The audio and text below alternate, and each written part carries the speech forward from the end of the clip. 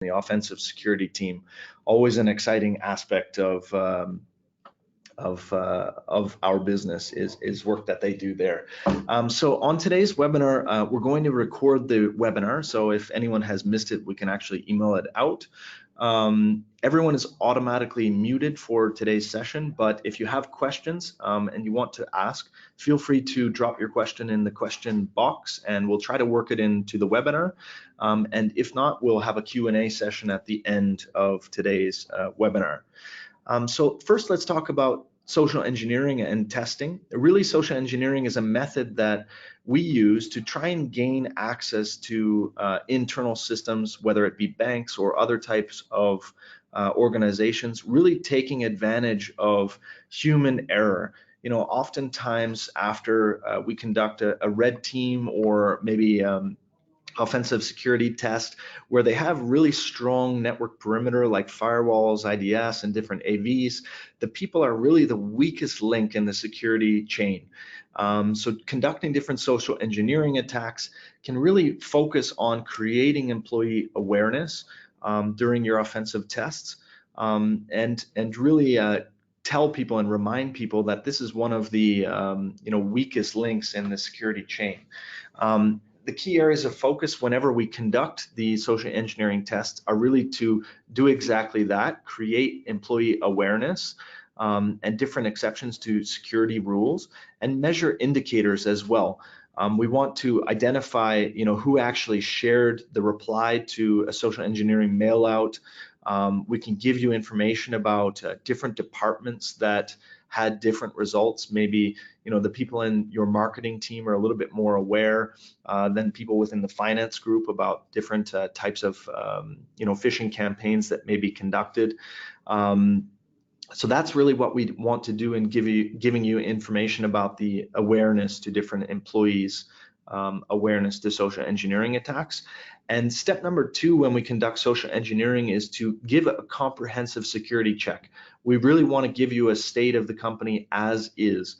We want to check if it's possible to collect information about the company's employees and then bypass security controls, whether that be to use social media and collect information from LinkedIn or other attacks such as that.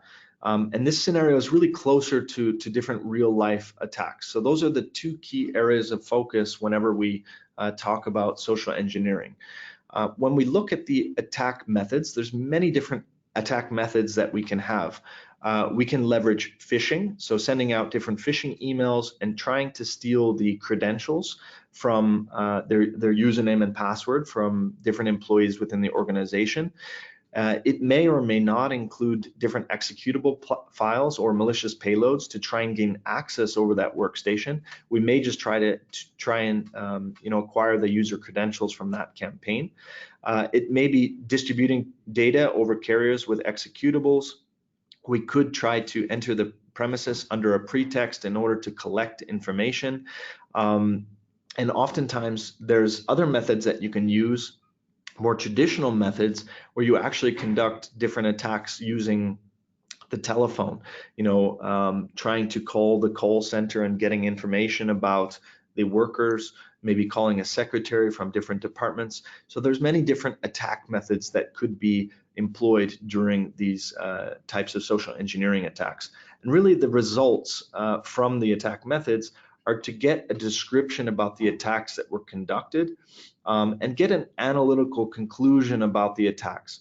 How many employees opened the email? Did any employees forward the email to another department to try and encourage them to get discounts on the phishing email that was sent out? And really the result is to demonstrate how a potential attacker could gain access and unauthorized control of your network from using different social engineering attacks that we've seen in recent campaigns by different threat actors. So some of the top social engineering attacks that can be conducted and some of the preventative tips that we have for everyone.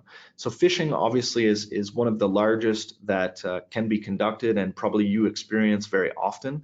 And really it's about deception, creating different campaigns, whether it be maybe discounts for employees and using a fake web page to try and gain credential access, and it can target different entities, maybe even specific people. There's a lot of information from social media where we can collect information about different employees and craft even a targeted campaign against one specific individual.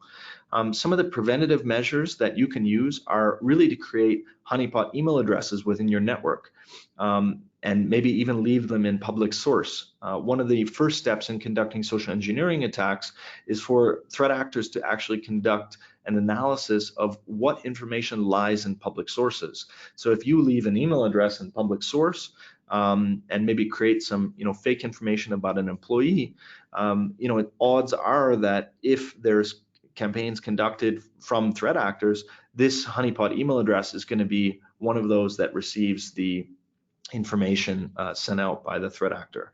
Obviously, education is another area that can be very important to increase the awareness of these types of attacks that can happen against employees, and doing actually red teaming efforts from companies like Group IB can be a great way to actually show the employees at the organization, hey, look, these guys were successful at gaining access to your corporate email addresses. Let's be aware that this can happen at any time. Physical access is another way that we can social engineer, or threat actors can social engineer their way into your organization. Could be tailgating, two people entering the premises on the same security pass or swipe pass, or obtaining different unauthorized access to the premises. Again, prevention can be training, having a security officer to analyze some of the different weak points of entry to physical access, and of course having no exceptions to these security rules is one of the most critical aspects. Sometimes it can be inconvenient, but it's important to create those boundaries and really live within them. Phishing is another one of the social engineering attacks that we see, so where voice phishing campaigns will be conducted. Different callers will call victims under the pretense of being someone else. Usually it can be an employee or someone with authority.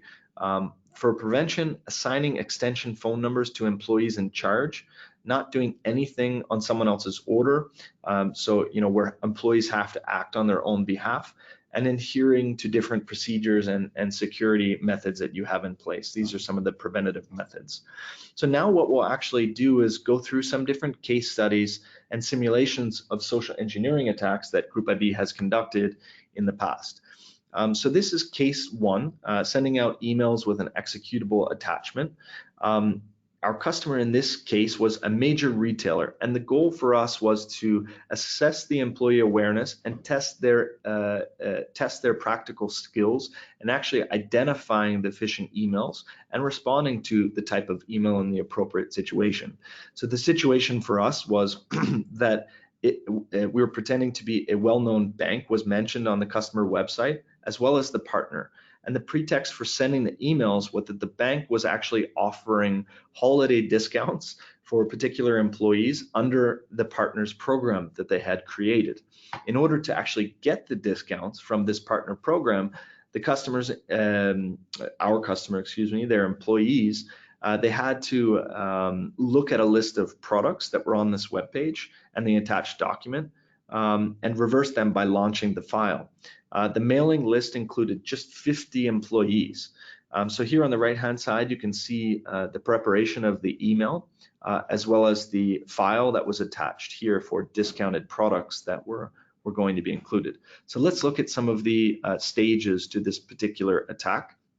The preparation for us to prepare for the attack, a domain was created and registered in order to create a phishing sendout. We purported to have the sendout from this lady, which was actually a non-existing employee. A message and corporate signature were developed, so it looked very legitimate. We also created an Excel document called discountproducts.xls, which you saw on the previous page, and it contained a list of products and certain discounts that were available to the employees. You can see it listed on the right-hand side. By clicking on check availability or reserved, it actually launched the executable content, which allowed for desktop screenshots and execution of different commands designed to collect information about network interfaces on that particular workstation.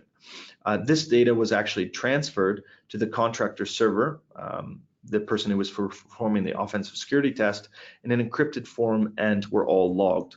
And in order to launch the file, the user had to ignore an MS Office security warning that you can see here, that we all dread and hope that our employees don't click on the dreaded enabled macro content button.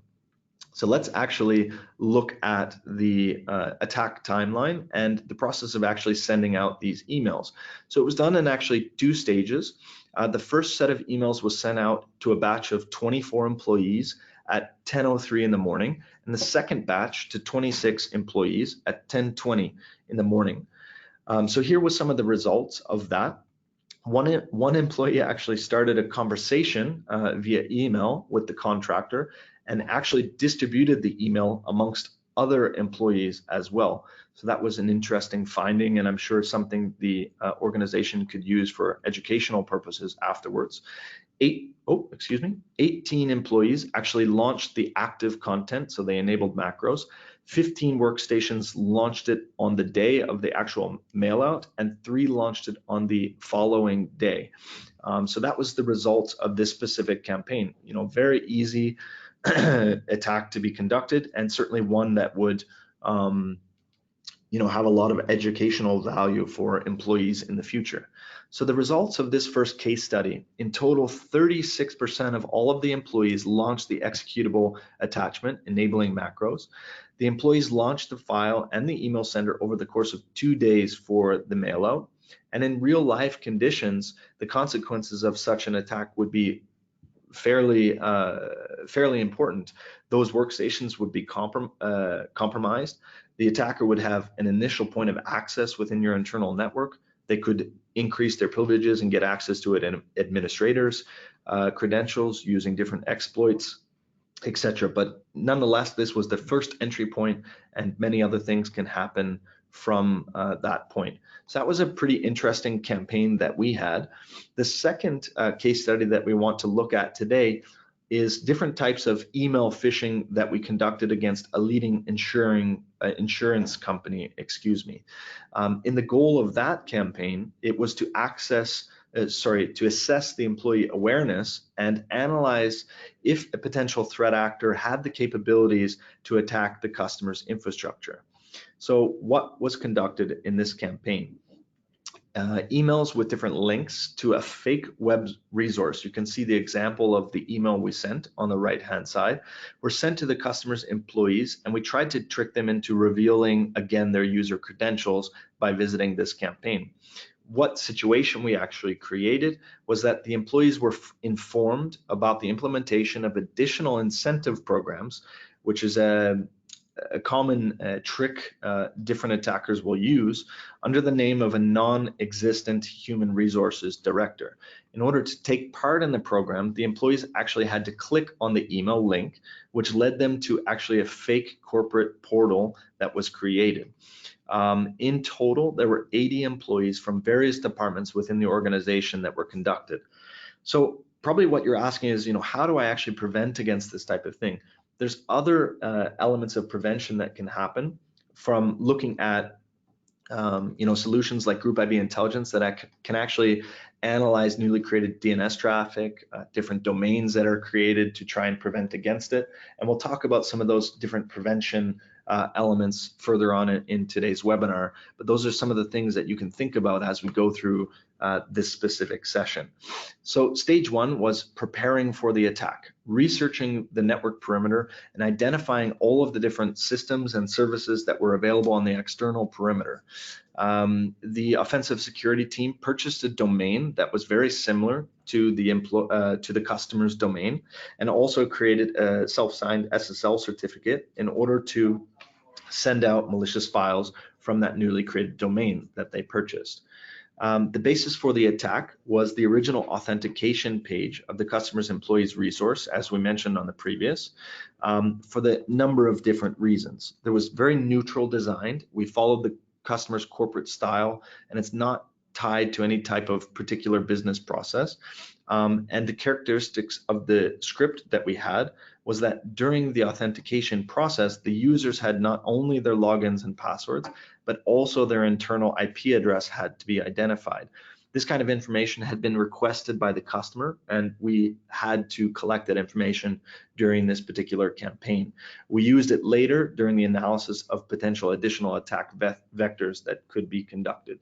In stage 2 was our mail out. We started at 10 in the morning, and the phishing resource was actually available until 7 p.m. later.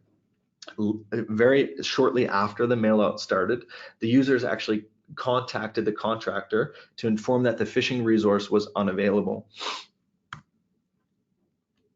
So stage 3 was analyzing potential attack vectors and different opportunities that were available to us outside of looking at phishing.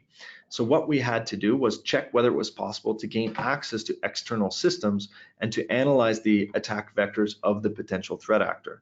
We discovered an account titled user for different purposes, which had authorization in different VPN services. We collected information about the customer's infrastructure and actually accessed the corporate systems from there.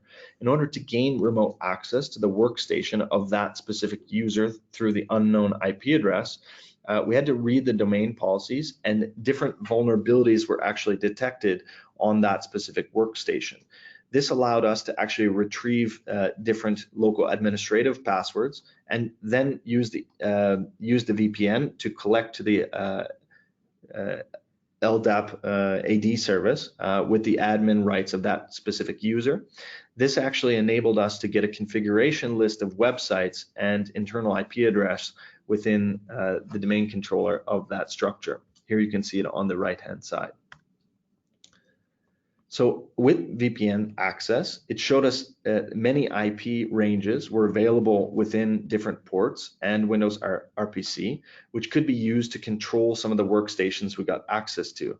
In total, remote control sessions for up to 70 workstations with local administrative privileges were established using PSExec and WMI tools. We collected critically important system information and had ability to create screenshots of users' desktops. You can see one of the desktops listed here.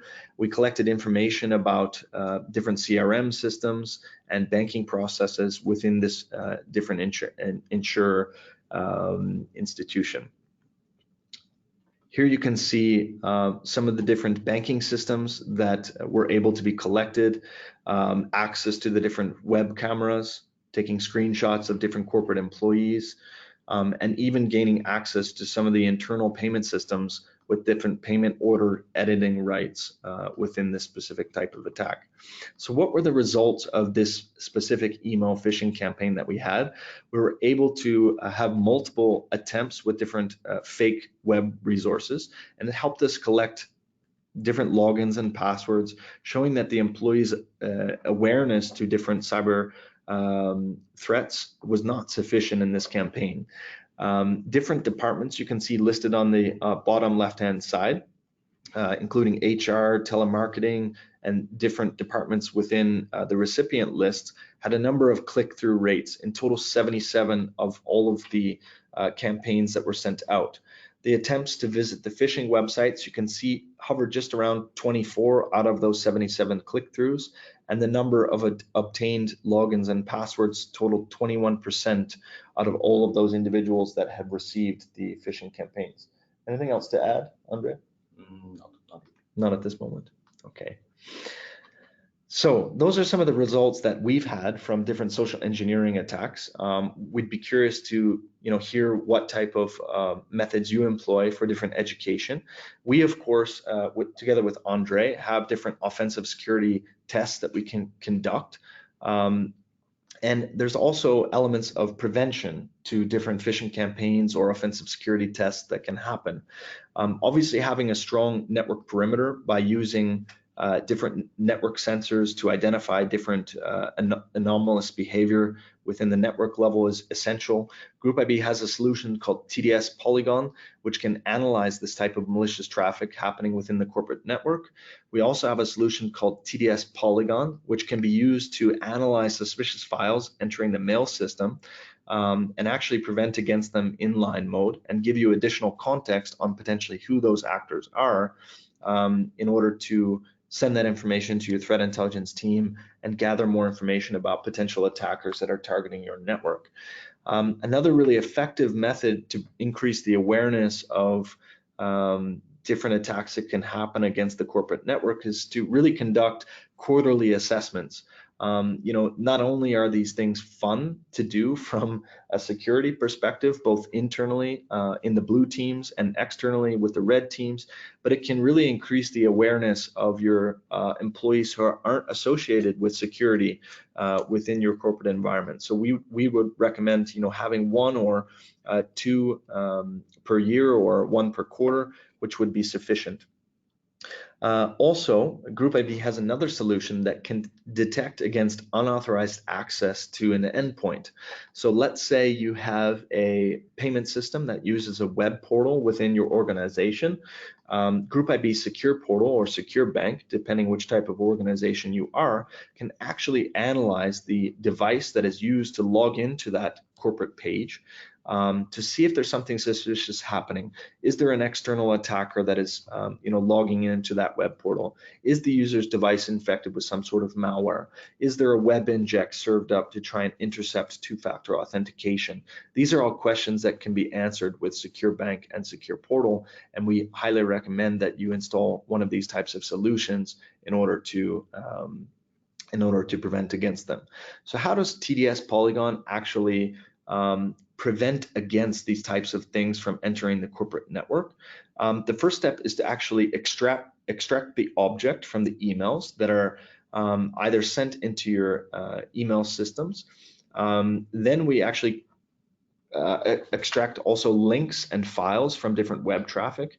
And what's really crucial for TDS Polygon is that even if the link is not malicious at the time that it enters your email system and it gets delivered to the corporate employee, that link is actually continuously monitored so that in the event it becomes malicious, let's say on the Monday, our TDS Polygon is going to continuously analyze that link. Unlike other types of similar solutions like FireEye solution, who would just analyze that suspicious link once. After it enters the system, it actually wouldn't be analyzed again. So that's one of the critical differences of TDS Polygon that can actually be used to prevent against these types of attacks. Then we launch those files and those links in an isolated environment. We check them, check the files, we see how they behave, we look at the process tree, we see the files that are dropped at the end of the process, and we analyze them all in an isolated environment. We do different behavioral analysis on these files and see how they behave in that isolated environment. We create a detailed report of that suspicious file. We even have a video of how the file behaved within our network sandbox. If the file is malicious, of course, it will be blocked in inline mode. And if it's just in monitoring mode, we'll, of course, give a notification to the necessary security teams within your organization. In addition, you can extract additional indicators of compromise from that file. We actually have a capability within our TDS Huntbox solution where we can enrich the IOCs from that initial suspicious file, and send that information back to your monitoring systems to prevent against additional malicious network infrastructure from that cyber criminal. Secure Bank really looks at different types of social engineering cases that can happen. From impersonating, looking at a bank representative or professional broker and suggest a victim to make some profitable investment. This is the type of risk that Secure Bank can really prevent against. how it actually functions for the technical people on the call. It is a JavaScript module that collects control information about the customer's device.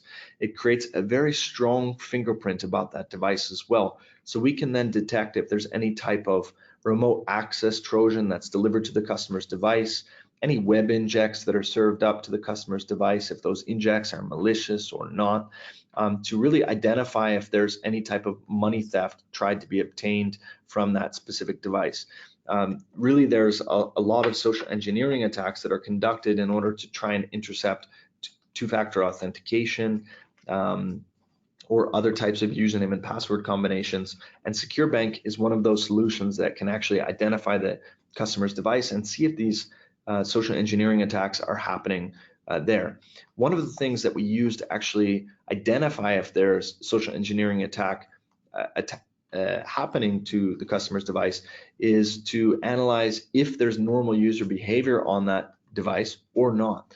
So some of the things that we can use to identify malicious user behavior or suspicious user behavior on the customer's device are looking at the velocity of the mouse speed, navigation, seeing if the arcing of the mouse is normal or not, if the typing cadence is normal, is it faster than that device fingerprint typically types on that user. These are all elements that go into the calculation of identifying if it's normal user behavior, which you can see here, where there's a mouse click, there's enter of username and password, another mouse click, or if there's suspicious or fraudulent user behavior, when there's tabbing, a mouse click, pasting events, a mouse click, pasting of more events, and using tab. Maybe when a user is trying to actually test username and passwords that he's found from maybe underground forums. So Secure Bank is one of those solutions that can actually be used to prevent against those types of attacks. And that will actually conclude today's webinar. If you'd like to learn more about TDS Polygon or Secure Bank, or learn more from Andre about some of the different social engineering techniques that can be used to test your employee or security systems readiness, feel free to contact Group IB at any of the contact details. And if you have questions, Andre and I will stick on the line for a few minutes and be happy to answer any of the questions that you have.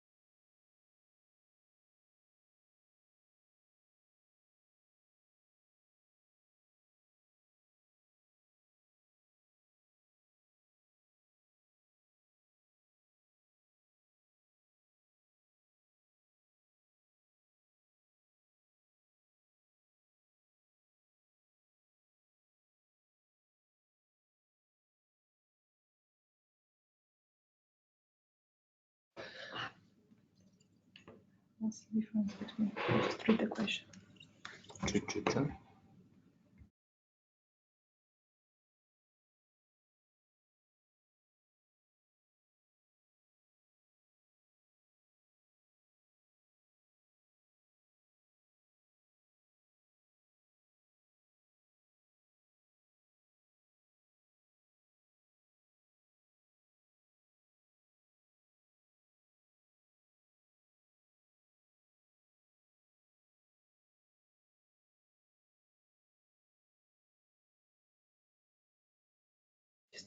So there's a few, requests for the presentation and things, and as we discussed, at the beginning, we'll send that out to all of the attendees, and we'll send out the recording as well, so you can, for our partners, share it with your clients, and for the clients, maybe, review that information. There's also a question, about the difference between different email gateway security systems and TDS and Polygon. And actually TDS and Polygon can be used as such a type of solution. We have certain advantages with TDS Polygon. that other solutions don't have. We have a few side-by-side installations with FireEye, and have had the pleasure to work together with our clients to really understand some of the key differentiating points of our solution versus competing solutions. One of them I mentioned during today's webinar, and I think it's a really important aspect actually. So one of the key differentiators of TDS Polygon is actually continuous analysis of links that enter the mail system. So with solutions like FireEye, when a file enters the mail system, that link will actually be analyzed at the time that when it enters the gateway. After it comes up clean, it will enter the system and go to the endpoint it intends to be delivered to. Let's say that that file wasn't actually activated with malicious content at the time the email was sent. But on Monday, the threat actor actually activated that link with malicious content, so that when the employee comes to work on a Monday morning, they click on the link and the malicious content is actually executed within that endpoint in the network. With TDS Polygon, we actually continuously monitor all of the URLs that are collected within the mail system in order to detect this type of threat. And this is a very common technique that is used by threat actors to avoid other types of sandboxing solutions that can be in the email gateway security systems. And I think that's one of the critical competitive advantages that I'd mention.